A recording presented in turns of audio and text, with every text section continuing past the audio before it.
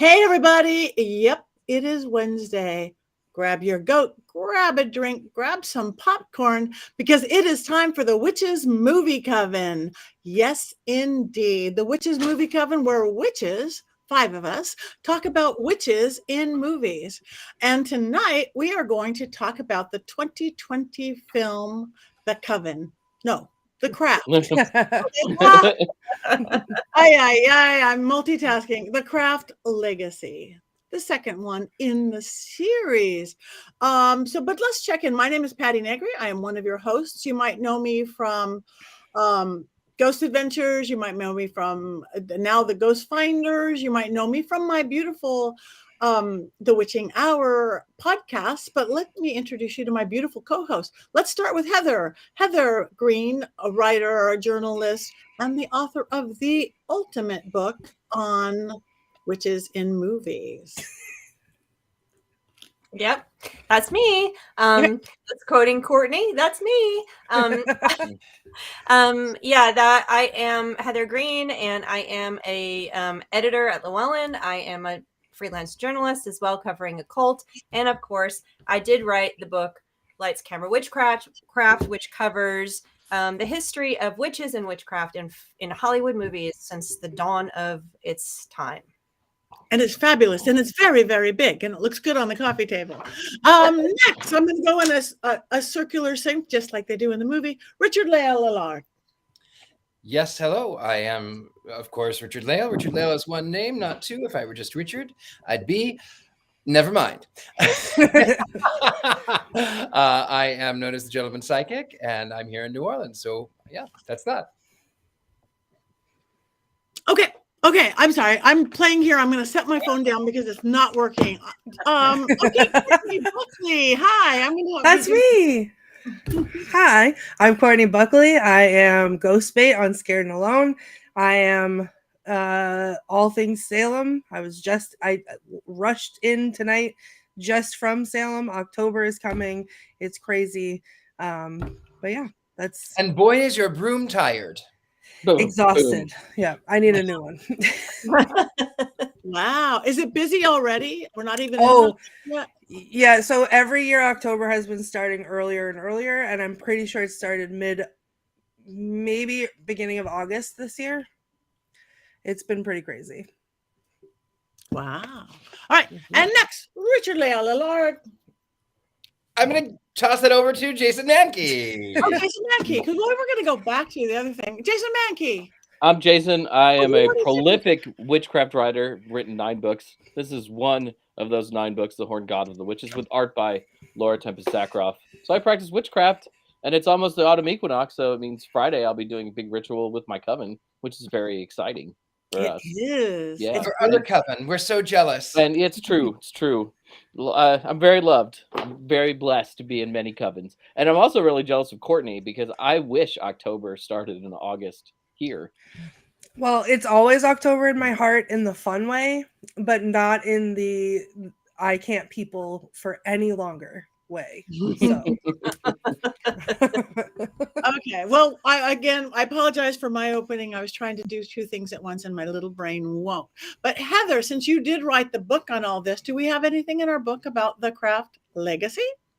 We do, actually. This was one of the last movies that appears in my book because I stopped and I had to hand it in to the editors in 2020. So this is one of the last movies I talk about. And there's a lot of things to say about this. This is one of those movies where the movie might not have won awards and it might not be spectacular from a cinematic art position, but there's a lot of things to talk about. There's a lot of things to talk about it as a movie in general and it as a movie of its time, as well as what they were trying to accomplish, as well as a movie about witchcraft. And so, it may not have the cachet or the lasting power that the original has, but there's a lot of things in it that are very interesting. And they made a lot of great changes in this movie. And tweaks in this movie, even in production, that reflect the changes in the witchcraft community. So that in and of itself is very interesting. And so I'll highlight a few of those. Before I do that, though, I'm going to say that this movie occurs at the end of the 3rd witchcraft period. And what I mean is, if you read my book, you'll know that there are 3 witchcraft eras meaning the popularity of witch films. So we had one in the 70s, one starting in the 80s into the 90s, and then this one starting in the early 2010s, ending a couple years ago. I'm believing it ended, just on my estimation and observation. So this one occurs towards the end. And what's interesting about this, and just from my nerdy standpoint of a historian of film, is that each one of these film periods starts with a variety of films, mostly horror, mostly geared at either adults or older teens and adults, and then turns into movies about teens. If you think of it in the 70s, you go from 70s shock horror, witch films, witchploitation to Carrie, for example. In the 80s and 90s, you go from Witches of Eastwick, shock horror, Halloween, The Witchcraft and Pumpkinhead, to movies like The Craft, to Sabrina, to other movies that have focused on, focusing on teens, aimed at teens. This period is very much the same. If you think about the witch movies from the early 2010s, you have a lot of horror, you have a lot of the dark fantasy, sort of generally located, and then you head into teen movies. This is one of several of them that happen. And a lot of these, and I talk about my book at this period of time, are replications of movies that occurred in the 90s. You have a redo of The Witches. You have this, The Craft Legacy. You have Charmed reappears again. So you're seeing a lot of that happen. These are movies that are appealing to, you would think would appeal to both the kids of the 90s, the Gen Xers, millennials, and then to their children 20 years later. Okay, so it's a very interesting kind of dynamic happening here with witch films. Probably one of the first times we start to see that, because it's one of the first times we have that legacy of witch films, successful witch films. So anyway, just to reiterate, this film had, which is very important, 3 witches consulting, and I got to, and I sent the link over to, and I will share the link possibly in one of our feeds. I wrote an article on this and got to talk to some of those wonderful folks who were on the set of this movie. And then it started with Pam Grossman, who runs the podcast. Remind me the name, someone. Waking the Witch. That's her book. Waking the Witch is her book, and her podcast. Witch Wave. Yeah, it's Witch Wave. Thank you. And Pam Grossman's wonderful. She's done a lot of work in this area, and she was the first witch pulled in to consult. Second witch, she sent Brie Luna. She sent them to Brie Luna because Brie Luna is a woman of color and a witch of color, and they wanted that perspective. Brie Luna then did get to do some consultation and some advisement. And then on the set, because it was filmed in Canada, you had Erin Fogel, and she was actually on the set doing rituals and stuff. And I'll talk a little bit about what they said and what I learned from them as we talk. But this has that is an indication of how significant this film is in terms of the representation of modern witches and witchcraft, and the choice by a Hollywood film to actually do some real good homework. So we can talk about that. Beautiful. Thank you so much. That fascinating. I didn't know that, but I'm watching it. I was going, got that. So now we go next to Richard-Lael. Would you like to give us the synopsis of the film? I would be delighted. So the synopsis of the film, it is, as Ms. Heather Greene said, it is 20 years later after The Craft. And it is a young girl who doesn't know she's a witch. Her mother is dating David Duchovny. We'll get to him in a moment. And dating David Duchovny, and she has to move in. And he has 3 sons. And it's sort of this mixed family. And she has to change schools. And you know that David Duchovny is, in fact, the villain. Spoiler, because the very first thing he says is, "A little birdie told me. Isn't that right, little birdie? You're my lovely little birdie." And you know he's the bad guy. You just know, because that's creepy and gross. And then this girl goes to school, and like Carrie before her, she has her lady Flo, and she is too deaf to know that she has now soiled her trousers, even though when one soils one's trousers, you can feel it because it's uncomfortable. But clearly she was too busy to notice that she had bled through and onto the floor. And all of these teenage boys decide then, instead of being incensed and grossed out like most men would be, they decide to poke fun of her and tell her that she dropped something. So she is mortified. She goes to the bathroom. These three girls who happen to just come out and say, by the way, we are witches. They go to her and they offer her the sweaty gym shorts. And then the next thing you know, there's a little bit of fighting, and there's a douchey guy who's had an affair, a love affair. He's bisexual. He's had an affair with the half brother. And then Scooby-Doo and the gang get in their mystery machine, and you're wondering what the heck's going on, because that's where I stopped. And then I had to go back and actually read the reviews to know what actually happens. So this is what I learned. So the one thing I did see is that the witches stopped time, and they stopped time for like 10 hours. I'm serious. I watched it for like 10 hours and it was only 35. Anyway, so the witches, they come together and they're excited that there is some sort of mind control or whatever. And then, let's see, David Duchovny is revealed that he's a warlock, and he is, of course, misogynistic, even though he's not. The only misogynistic thing that comes in the entire film is delivered from the girl at the party, who says, "Oh, you're trying so hard to be pretty." And of course, then the witches make her bump her head, because that's what witches do. And then David Duchovny, they go out into the woods. They all fight. They're like binding themselves because someone is killed, and they don't want to cause any more trouble. And then they go into the woods, and they end up by killing David Duchovny, who nobody knows where he is. He's apparently the celebrity with 3 sons, but nobody gives a care because he's just a douche, okay? And then roll credits. You shouldn't marry a wizard, a warlock. The end. Roll credits. That's it. Yes. And I have a list of things that I'll save that. I have a list of things I would rather watch than this movie. That was the most unbiased recounting of any movie I've ever heard in my life. Fully unbiased. I liked it a lot. Unbiased. I loved that retelling. I'm disappointed you missed the My Little Pony segment at the end of the movie.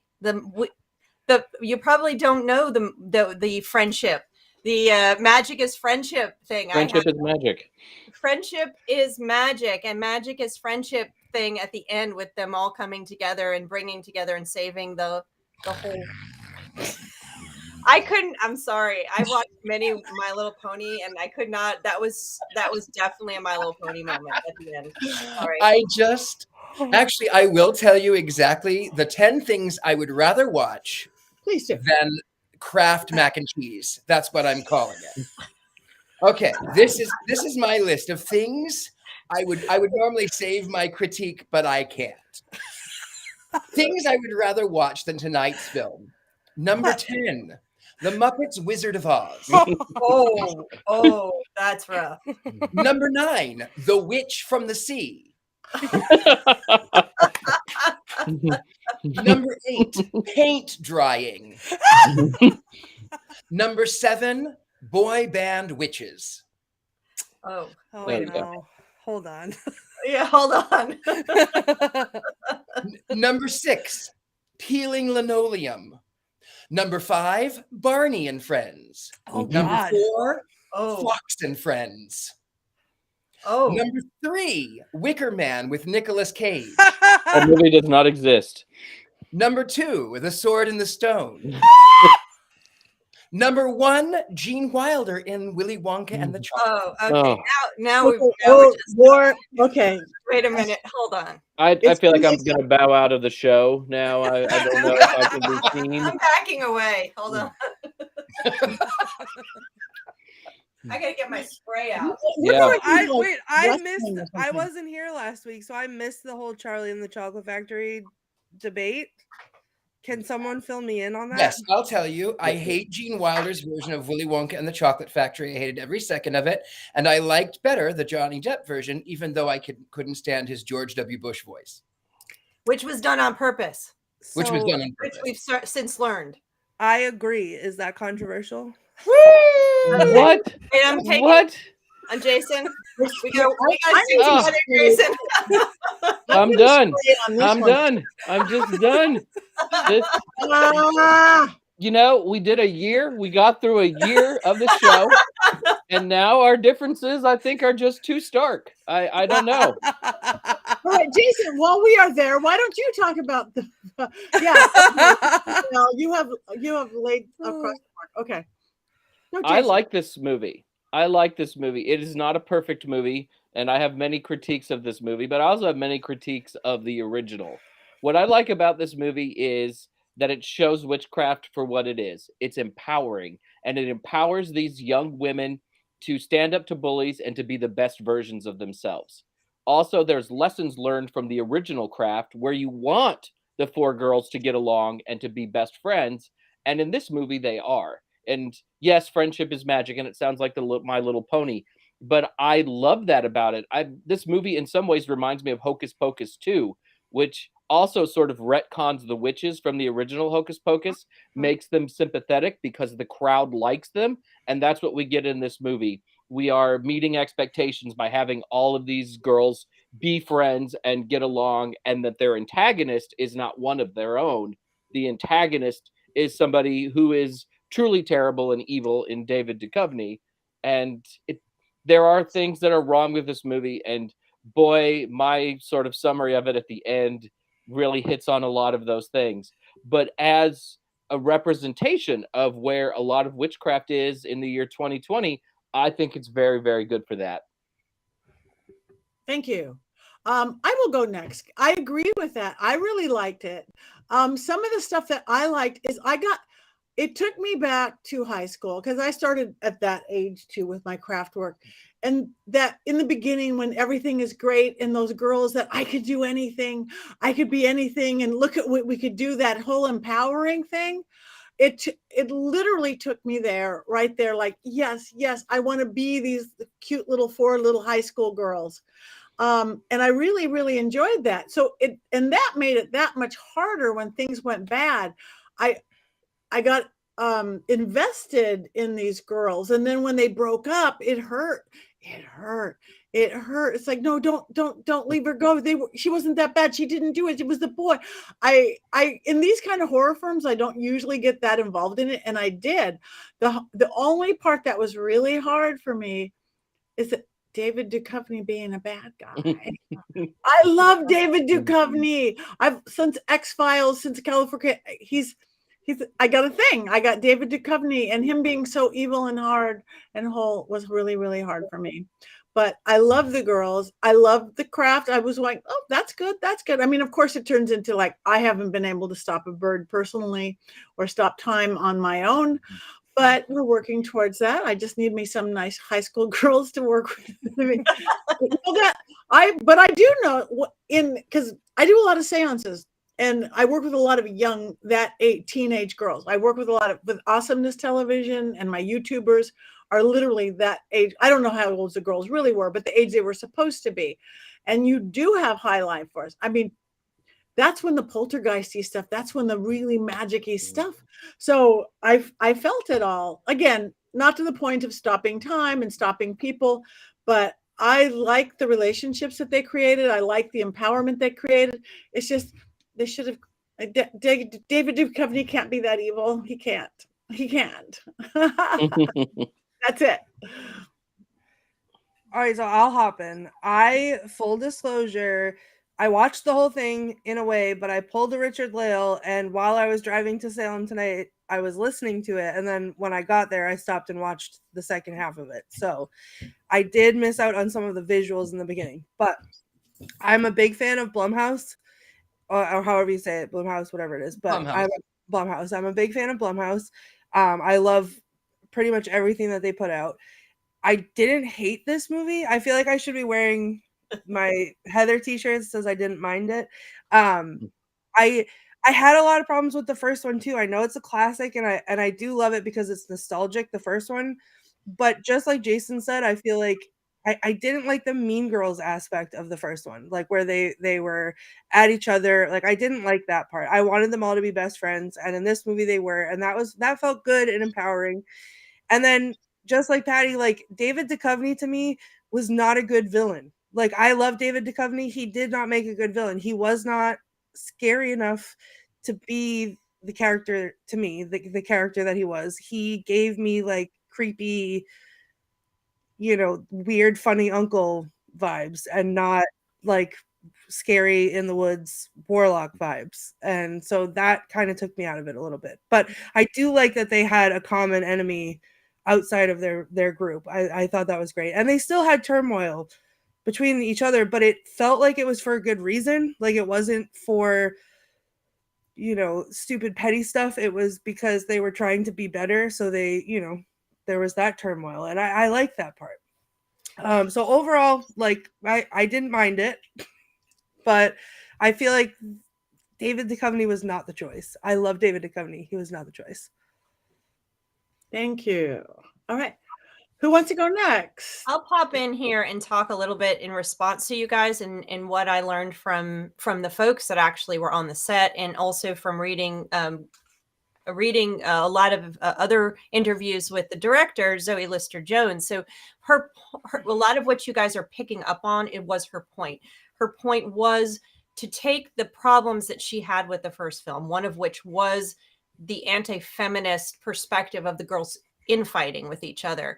And then, of course, having this male god, Manon in the first one, and then the turning of Nancy at the end and stuff. And some of the problems that I had with it, she was trying to rectify. She was trying to make it a feminist film. This was a feminist, distinctly, purposefully a feminist script, which meets the time, because we're coming out of the Me Too era, or not coming out of it. We're arriving from the Me Too period of time where we had that a few years ago. We're seeing more engagement and attempts to represent diversity. We're seeing that in this movie, which was not in the first movie. That movie was reflective of 1996. This movie is reflective of 2020. So you see the diversity, you see the distinctly very strong feminist perspective, the idea of representing witchcraft accurately in a way. Yes, there's some stuff, we don't stop time, etc., but there's some stuff that is still movie magic. But having three, not one, like most films, having three consultants on the set was purposeful, and she wanted it that way. The woman that was on the set was actually on the set, not doing the script work. Erin Fogel, she actually did rituals to open the set production and close the set production every day. She would be there when they would do their magic work to make sure that they didn't actually do something, because as she says, energy doesn't know, the universe doesn't know whether it's real magic or whether it's magic for a script. It's all done, and you could do something that could be problematic. She was there for that. She also would work with them and she also would work with the actors privately to make sure they got the feeling of doing ritual. They got the feeling of what energy work was and magic work was. So she was really actively working. And I think that's obvious. And I think that's a lot of what we're picking up on too. So this movie isn't perfect in my mind either. Just like you guys said, neither was the original Craft, but it meets its time. It really does. And that is what I love to see. I love to see it meeting its time. I love to see it doing the witchcraft stuff, the representation, the feminist aspect of it. Yeah, David Duchovny, that was disappointing. I was an X-Files fan too, so I'm with you guys on that. I was like, oh, okay, well, whatever, we'll get over that. But I love to see a movie, even if it's imperfect, even if it's not going to win Academy Awards. It's not. It won't. No, it's not. But I love to see it hitting its point. It's hitting its moment. And it's not going to have the legacy of the original Craft, because the Craft broke social and cultural barriers at the time. It was something, it had a much more stronger emphasis. It was doing something more drastic. This one was not, but it is important in respect of witch films. And what I think we also have to bring up is that this one, in that respect, had a transgender woman playing a transgender woman. And so, and what Zoe Luna, the actress, said was, it was great that I was there and that they didn't make a big deal out of it. So it wasn't a plot point. She was just there, and she loved that. And she talks about that in a couple interviews as well. It's another meeting the moment this film did. So hats off to Zoe Lister-Jones for doing this work with the film. Whether you like it or not, you know, it did do what she wanted it to do. It did accomplish her goal. There's some beautiful. That's my lecture. There are some beautiful moments in this film, though. The ritual they do in the woods with the circle made out of stones, that is absolutely gorgeous. It's what you want witchcraft to look like. It's the kind of ritual you want to be in. And then they're doing a chant that most of us know, because don't they do the earth, the air, the fire, the water, return, return, return, return? I think the order's a little different than how I know it. But they say those 4 elements with the return, return, return. It really felt like they were practicing something that I also practice and know. I just can't stop time yet. Though when the 5 of us get together, boom, we'll try. Let's try it. Friendship is magic. What if we did that when we get together live? Sometime we could do reenactments of either some of our favorite or our least favorite movies along the way. Costuming. I was just gonna say we're gonna need a costume team. I got that. And you know, the other thing I wanted to bring out is the original Crafts did have a consultant. Is not the first one to have a witch consultant on it, and that's what my article is about. And I will put the link somewhere where I can get the link for you guys to read. But it was one of the first big ones and one of the most well known, and that was a Wiccan priestess, Pat Devin. She was absolutely 100% a Wiccan priestess. Long, you know, from the 60s, 70s, etc. She was old school. This was not the case. Here you had 3 witches who were from different practices, different backgrounds. I don't know if any of them are Wiccan, actually. So you have a variety of different witchcraft consultants involved in this. So it's really nice to have that. I like you said, Jason, that's why it was obvious, because they were working with it very actively. Pat Devin was only on script, working on the script. She wasn't on the set. So makes a difference. It really does. I think it definitely paid off. That's one of the things that I really did like about it, is seeing all the magic, even if it was like with the terrible aura CGI. Yes, even then. 1989. But I liked it. I liked it because it felt normal. Like most of it. Like it felt familiar, in the same sense that like practical magic, the magic in practical magic, where it's just that like very easy at home, you know, with the things that you have in your cupboard kind of magic. Like that's what it felt like to me. That spoke to me. So I think that they did do a really good job. And I will say that like watching the movie, one of the things that I did appreciate about it is that it was not a sequel. It didn't feel like a sequel to me while I was watching it. It was more like a whole new story. But then at the very end, they have that little right. But That's they have where that little I was getting ready to go. You're right. But I came to terms with it because I wasn't sure what it was going to be, because I hadn't seen it yet until today, but I wasn't sure what it was going to be. I was glad that it wasn't like a direct sequel all those years later, because that would have been probably bad. But you know, but they had that little callback at the end in such a way that I literally gasped out loud. Like I was kind of like Richard, though. I was like, okay, is this like, okay, great, like la la, like now friendship ponies and whatever, and then boom, it happened. I went, oh, so good. They waited until the very end of the movie, and she didn't say a word. She didn't have to. There's a callback before that, though. If you're really watching the film and you like the film, when David Duchovny name checks Manon, which is the made-up god in the movie, who drives Nancy crazy, and then all of a sudden, when they did that, that's when I went crazy, because I was like, oh yeah, this is linked to the original, because they're using that name Manon, and then all of a sudden now you have a justification for Nancy turning bad. It's all Manon who is corrupting young women, and congratulations to Zoe Lister-Jones. Yes, the the CGI is absolutely terrible, but there's all these good things that could have been even better in this movie. But you know what I didn't like, though, honestly, what was a major turnoff? Okay, yes, it's no secret that I detest modern music, and it was throughout, and I almost couldn't breathe because I was like, how do I hear the words without this craptastic music? Anyway, one of the things that I didn't like was that everything in the show is through the eyes of the young girl that's supposed to be the star. And why are the others friends? They're just friends. You don't know. There's no other reasons. And then they say, oh, well, you can sit with us. Not that anyone else would anyway. But then you don't show any reason why anyone else would not sit with them at all. And it's like they're just sort of, oh, hi, I'm a paper doll and I'm supposed to do there. There's no clear defined method. There's no reason. I cared nothing about any of them. And I wanted them all to die. I didn't want David Duchovny to die. I wanted them to die. Didn't you go to high school? There is no reason by the ones who were shunned versus the ones, except for the cheerleader. I mean, I have a quote for this. I have a quote for this. Who was shunned? I was the one who was shunned. I know, but did they have a reason for it? Did they have a reason? They didn't show a reason in the film. There is no reason for the girls to be shunned. It's just you fall into your energetic things. Go on, Courtney. There's one reason for them to be shunned. Well, it's because they're weirdos.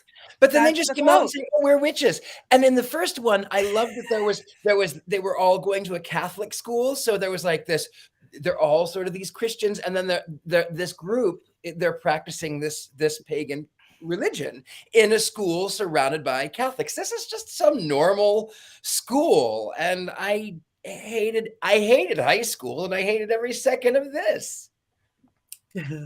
One of the big problems with Mary Jane didn't like high school either.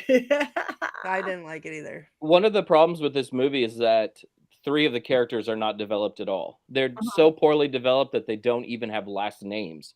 And in the original Craft, all 4 girls are very well developed, and there are reasons for their anger at their fellow students throughout the film. Whether you think they take it to an extreme is one thing or another, but you can see why they're angry. And in this film, you don't really get the backstories of the other 3 outside of Lily. At one point, I think when this movie came out, I wrote a review of it, and I said that Frankie's character is the girl who wears a coat all the time, because that's basically her identifying signature, is that she wore a cheetah print coat the whole movie. And that's one of the things that really disappoints me about this film, is that part should have been so much better. I feel like they as a unit were their own character. Like, that's how I saw it, which is not great. Not a win. But like, it was like Lily was her own character, and then the other 3 witches were another one character. Right. And that's exactly together. And that hits the nail on the head of the change of the entire theme of the movie and how these 2 are so different.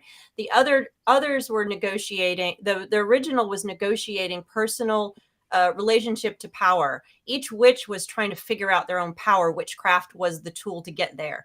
The unit of them was secondary.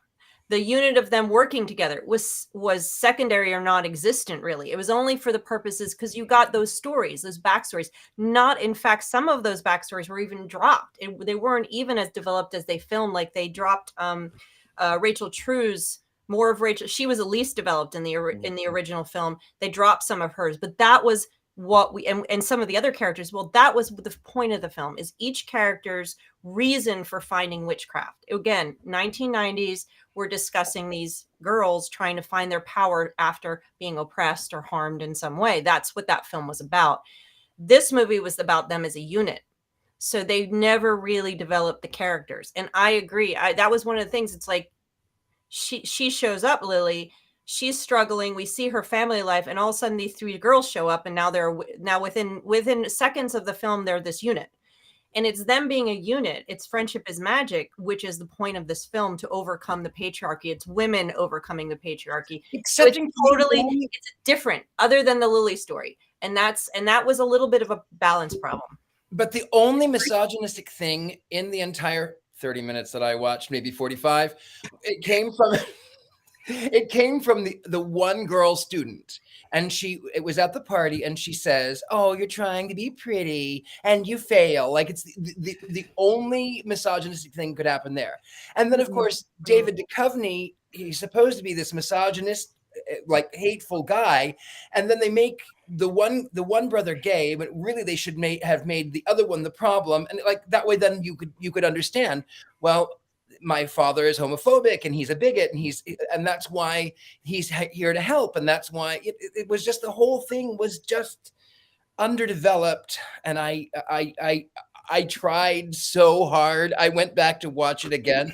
I watched like half of it, and then I thought, okay, they watched my friends, my coven, they watched Wizard of Oz, the Muppets edition. They watched it. I can do this.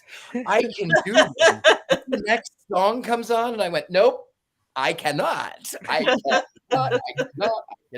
cannot. Sacrifice for your coven, Richard-Lael. I would sacrifice a goat before. Wow. Cheers. Don't say that. Poor Black Phillip. What did he ever do? It is terrible. Terrible. I think you're overthinking it, Richard-Lael. The characters and the this and the I didn't think. I just enjoyed it. Maybe that's it. Maybe I don't have enough of a brain. but the characters that you went to, and the lack of the characters, and it should have been this one and not that one. You weren't in the movie.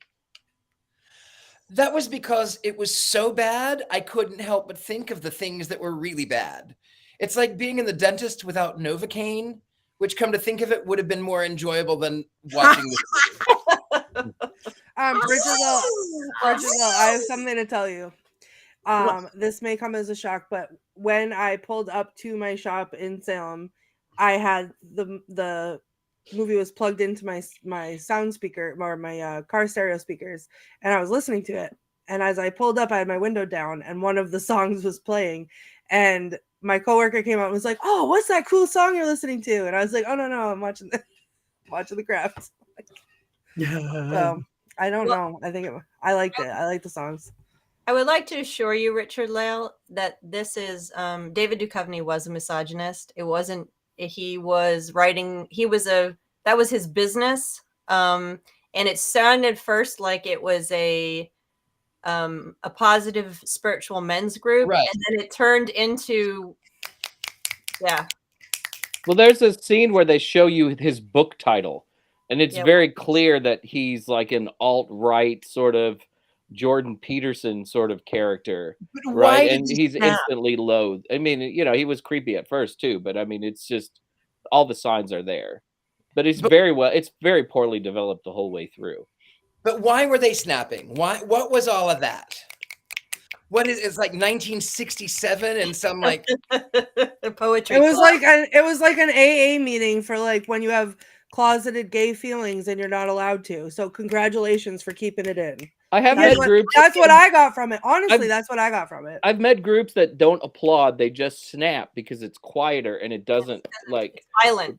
Yeah, it doesn't drown out the speaker.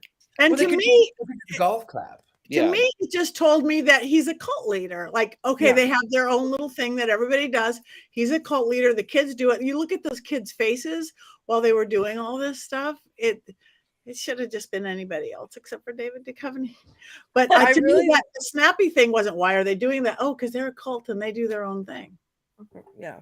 I wish that cult would have been more well developed, though. I mean, it's just, I think David Duchovny's screen time is maybe 15 minutes throughout the whole film. He's really barely in there at all. And then all of a sudden it's just, oh yeah, I'm a warlock who's coming to steal your power. Boom. That's the end of the movie. And like that, it would have been much cooler to have this well-developed sort of secret society that he was running in opposition to the witches. The movie's only 90 minutes long. They could have done another half an hour to flesh things out, though.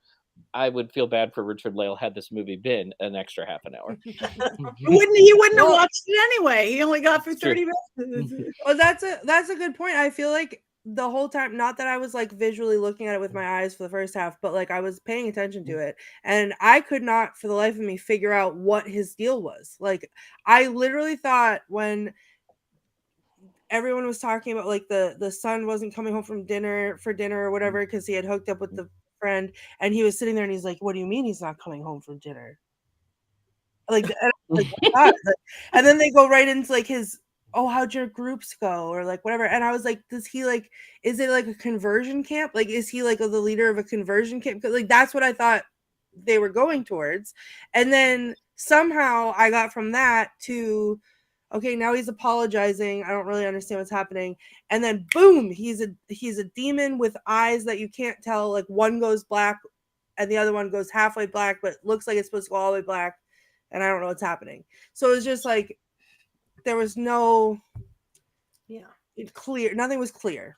And Dead Poet Boy says his speech towards the end was overdone. And that's true. I didn't watch it, but I did watch the reviews.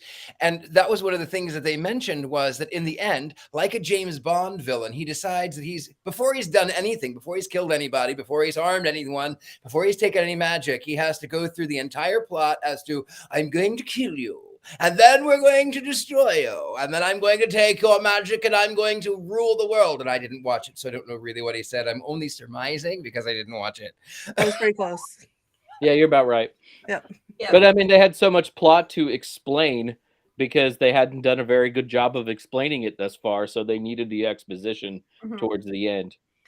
Yeah, the movie did. I agree, and the movie got lost in all of that. It was so concerned about doing these good things that we've talked about earlier. So concerned about its feminist message. So concerned about the group of girls. So concerned about all these things that it kind of lost its ability to tell its story, and that is where it failed. And that's why, it's not going to be. It's not as powerful as it could be. The messages and the good things that the director did are unfortunately lost just generally speaking, because the story, like the characters, you can't really attach yourself to them because the end is hokey. Well, the end of the original one craft was hokey too. That's where it lost me also, the original movie. But it's not perfect film. It's not a perfect. The end of the original craft though feels like a climax. Right? Yeah. I mean, all these things come to a head. It's big. There's a lot of magic going on. And I didn't feel that in this film. Like it's just sort of a little speed bump and then the movie's done. Right? It doesn't have this big sort of explosion of everything at the end. Like it would have. Yeah. And nobody went looking for him. I mean, he's supposed to be the celebrity men's mental health guru. And then he's got 3 boys and he's got a girlfriend who's the girl's mother. And nobody cares at the end. Oh, don't go dating warlocks. Speaking... Go ahead, Jason. Go ahead, Heather. No, go ahead. No, I was going to say, and again, the movie was so focused on them as a unit that the ending was more about them coming together and working together. Friendship is magic, My Little Pony, than it was about the conflict. So the conflict was secondary. Again, losing that power you were talking about. That's all I was going to say. Go ahead. Are you doing our movie trailer? I'm going to do the trailer because Richard-Lael has brought up everything that's in the trailer. Okay. So, all right, here we go. Deep voice. It's the sequel soft reboot that took 25 years to make, and yet still felt like an afternoon TV special. Prepare yourself for The Craft Legacy. Hang with an entirely new coven of witches. Lily, Lilith Schechner, and her friends Frankie, Tabby, and Lourdes, none of whom have last names. I guess that the last 3 are like Cher or Madonna, but without a backstory. Enjoy special effects that will have you wondering if they were created by a 5th grade computer programming class. Ponder just why director and writer Zoe Lister-Jones signed up David Duchovny for a role in her film, and then gave him an underdeveloped plotline and very little to do. Enjoy a climax that feels pulled from an episode of Charmed that will have you wondering, was that really the climax of the film? And did those girls just murder someone? I mean, really, I think they murdered someone. I think the police might be taking some witches in for questioning. Stop time in its tracks and cheer out loud when Nancy from the first movie shows up at the very end of the film for a quick 20-second cameo. We get 20 seconds of Nancy and 1 mention of Manon? That's it? Was this even a craft movie? Oh wow! Snap! Snap! Snap! Snap! Snap! Snap! Snap! Snap! No, snap. we're not a cult. We're a coven, not a cult. Can I just say my favorite part was like, and did not give him enough to do. That I was can't. brilliant, Jason. That was brilliant, and Thank you. and so well put together. Is there going to be a third? God, I hope not. I'm if, gonna. if there's a Satan in hell, I will say no. There is not. I feel like I would watch another one, I would. but it would be a very specific. Like it wouldn't. I don't want to see the same thing with a new villain. I would like to see almost like a prequel to this one, and just have it focus on the girls. Like I would watch 2 hours of their backstory and them becoming friends and them becoming Coven and like whatever, and have it be the craft like pink sparkly edition, not scary, like whatever. I think it would be fun to see that, but I don't. If they tried to do this again the same way, I feel like I would not watch it. Part of How the would reason you they know were unless you watched it? But How would you know unless you watched it? well, I probably would watch it, but I would be upset about it if it was the same. How do you know? You didn't watch it. You watched I only 30 watched- minutes of it. I watched maybe half. I don't know, but then I watched Scooby Doo, and to be fair, it was what the heck's going on, and so HEX, what the heck's going on, and I chose it because at least it sounded kind of witchy. Hey, I love Scooby Doo. I love Scooby Doo too. See, we have that. We have that. We always have We that. do. We Well, we always have need that in Paris. something at this point with Um, Richard-Lael. All We right. We Well, need the witch that came from the sea. have we discussed everything there is to discuss? We Oh. again want to comment. Go, Courtney. I just real quick, I loved Light as a Feather, Stiff as a Board because I used to play that at sleepovers, Yes. and I loved the Ouija board. Yes. I love that the Ouija board is what told them what was going on. I just love that part. They also have the little box. They also have the magic boxes, which are really popular right now. The little box they keep their little magic stuff in. So that was very current too, as far as magic in certain populations. Oh. So that was kind of cute that they did that. And they real all- quick, oh sorry, ahead. No, go I ahead. was just kidding. I didn't do quotes. I have two. Oh yeah, quotes. So I was talking earlier about when Richard-Lael said the thing about nobody knows why they didn't like them in school. Well, they say it because one of my favorite quotes is "We are the weirdos, mister." Like, because he says you girls shouldn't be out in the woods by yourselves. There's a lot of weirdos out here. They say we are the weirdos, mister. Stolen from the first film. Stolen from the first film. Fine, still love it. Good Yes. call. And then Now It's You Who's Gonna Burn was pretty exciting to hear, but that was it. There wasn't a lot. I also was listening and driving and not writing things down. So See, teenagers. I mean, I didn't mind. I mean, I would have liked more character development and things like that, but I did not mind that it wasn't there because I don't know. There wasn't a lot of character development in my high school. There was this group and there was that group, and I wasn't so deep. I wasn't as I was discovering things, so I that didn't bother me. I feel like there wasn't a lot of character development in my high school. It should be the t-shirt this week. The quote for the show. And I just was going to say, you guys, we thank you for your input. We love everybody here. Tabitha, Sean, Mary Jane, Matthew, Robert, everybody who's checking in. But now we have something to do before we do our check-ins. And I guess that is what we're going to do is we're going to vote. Wands up, wands down on the craft legacy. I have to pull my wands up. Not even a wand there. That's light as a feather. Light as a feather, I There's a love that. board. and that's where it stays. Mine is That's stiff where I as a vote. board. Mine is now on the floor. My feather is on the floor. For all of its problems, I still give it a big wands up. I like So we it. have up, The message of this movie is so positive with the witches, and Yeah. that's what I treasure about this movie. And it was one of the 3 good things that I sort of enjoyed during 2020. That's a good point. Okay, so we've got one is low in the underworld for the old witch prophet, down by the description, wands neutral up, wands up, wands up, up, and the Coven went up, up, up, up, so far down it's non-existent. Wow. Yeah, oh, I love it, Alyssa. High school is what makes character development happen, right? And I skipped most of my classes. All right. All right. I still want to do some check-ins with everybody, but before we do that, what are we watching next weekend? Oh, Halloween Town. We are getting into the season. We are getting into fall. We are almost to October. So next week, everybody, your homework, all of our friends watching, is Mary Jane. Nope. One's Midway. This is very mixed. So next week, Halloween Town. Also, I'm sorry to interrupt, but we also have our anniversary special coming up on October 11th. We do. We have been going 1 year. We have been going 1 year. I can't believe it's been a year. I know. And we haven't just killed each other yet. And we haven't killed each other. That's because we all live far away. Yeah, it's getting closer every week, though. It's getting much closer. Jason turned his light off this week, so I feel like that was like we were close there. Yeah. Yeah. Okay. So yes, next week Halloween Town and our 1 year anniversary. What do you give for a 1 year anniversary? Goats, I think. I think you give goats. Well, isn't that the paper anniversary? I think it is.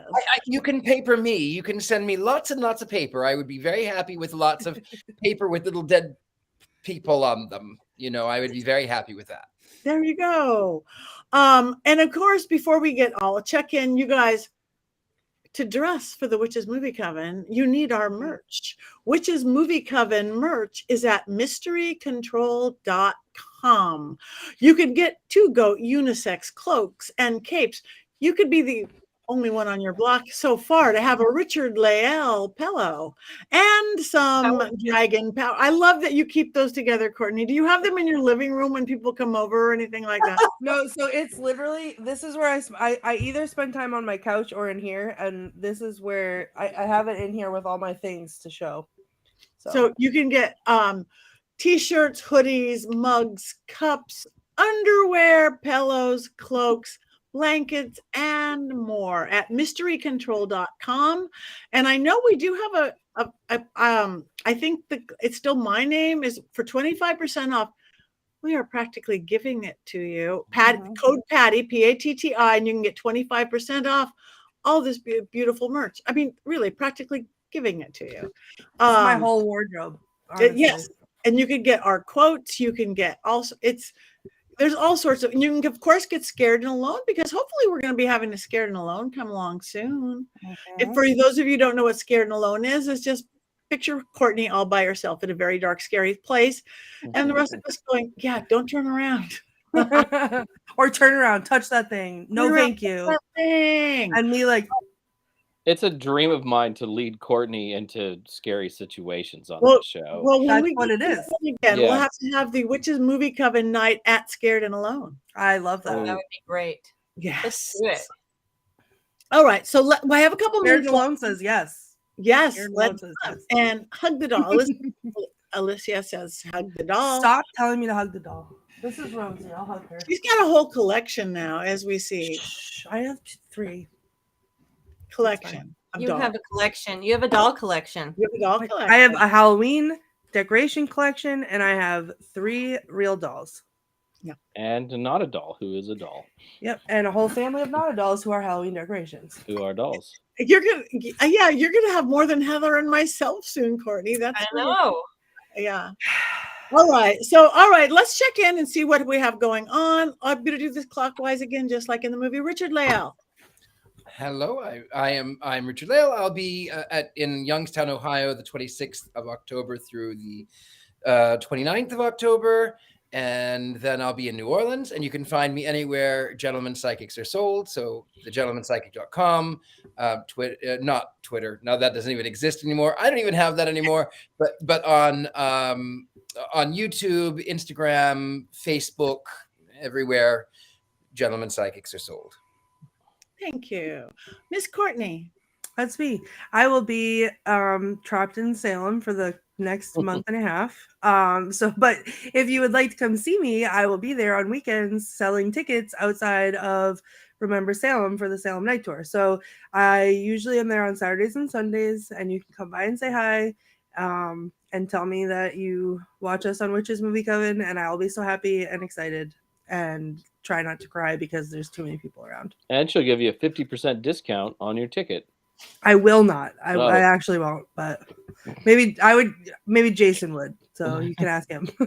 I have to say, you guys, before we move on to Jason, that I just did an event at Baraboo, Wisconsin, and I can't tell you how many people love the Witches Movie Coven. I mean, I can't tell you a whole lot of people. They like, we love your Witches Movie Coven. We love this. So we're getting popular, you guys. I love that. In the middle of nowhere in Baraboo, Wisconsin, at a haunted place, kind of a more of a paranormal thing, but it made me so happy. It made me so happy. So we sent them to Mystery Control for merch and panties. Oh, all right, Jason. I'll be outside of Memphis, Tennessee, October 12th through the 15th at the Gathering of Souls Conference, which is a witch conference. And then I will be at the When We Were Young Festival as an attendee on October 22nd, rocking out to Green Day and Blink-182, which makes my wife sad, but makes me very, very, very happy. All those small things are important. And then I will be in Las Vegas again on November 11th for their Pagan Pride Day. So very excited about those upcoming events. I love Blink-182. I'll buy you a shirt while I'm there, Courtney. Yes, thank you. You're gonna need a bigger apartment just for your shirts, Courtney. Yep, this whole room is my mystery control room and big lots for all my dolls. Maybe my Halloween decorations. You dolls. See, you Dolls, just admitted you said it. it, dolls. You just admitted I was it. looking at this one, which is a doll. Shh. She's a Everyone doll. knows that. They're all dolls, Courtney. We are all dolls. Halloween dolls, decoration dolls, they're dolls. All right, Heather. Hi. I decided to bring one of my dolls to just say hello to Courtney's dolls. Oh. She's lovely, isn't she? Oh, wow. Yeah, see, Courtney? Mm. She's the one on my desk right now. Anyway, I am Heather Greene, as I said, and I am going to be in Atlanta, where I am all the time working with my authors, editing books, writing articles. I'm not going to be anywhere doing anything at this point other than some online stuff, which usually happens in October. So when those things get formally scheduled, if they're good for you guys to join me, I would love that, and I will let you know. But right now I'm just in the works of scheduling some stuff. And I will be in Florida next week, but that's a vacation, and I have nothing planned other than celebrating the wonderful equinox on the beach. So that is how I have been celebrating the equinox for the last 6 or 7 years. So I'm doing it again, and I'm hoping the flies stay away this year, because last year we had a fly problem, but this year, yeah, not a good fly problem. It was a bad fly problem. So, but that's where I will be next week. And other than that, please come and visit me on my socials. You can find them all on my website, heathergreene.net. And you can find me on all of those. I have not been very active on socials lately. I've been kind of neglecting it due to a lot of personal and business and authors and reading and all that good stuff. So, but do find me there, reach out, love it. And I too, Patty, just got a message from somebody who watches here and said how much they love it, and said it's a wonderful show. So I have been hearing the same thing. So this is awesome, guys. Yeah, it is super awesome. So thank you for that. My name is Patti Negri, pattinegri.com.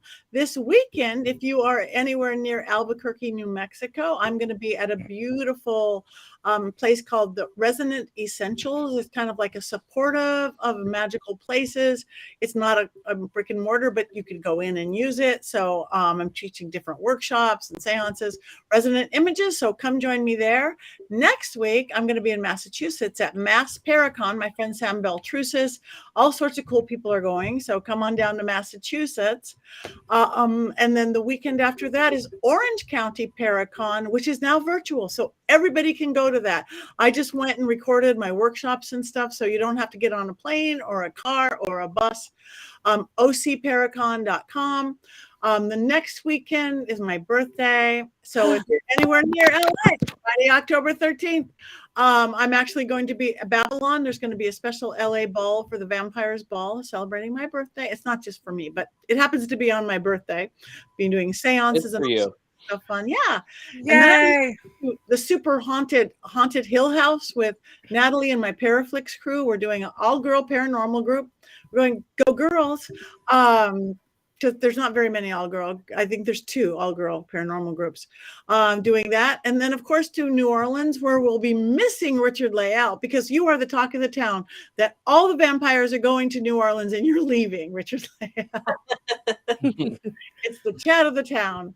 And then I'm going to go to mid-Michigan. So tis the season. So the best way to see it is, thank you, Sean, is pattinegri.com. You can get to my real social medias because I think I have 20 fake TikToks. And for my people on TikTok right now, where I'm holding a little phone, it's going to be legitimate next week. I'm working with my team on that. And that's it. You guys like us and follow us, because for some weird reason, we don't know why, that makes a big difference in life. And come back next week. Tell us what movies you want to see, and make sure you watch Halloween Town in between now and then. Scared and Alone, Witches Movie Coven, Mystery Control, all of us, and we love you. We haven't killed each other yet. We're getting closer every week. Closer and closer. All right. We are at 7:00, so we have one more thing to do. What do we do? Which is 1, 2, 3. Yeah!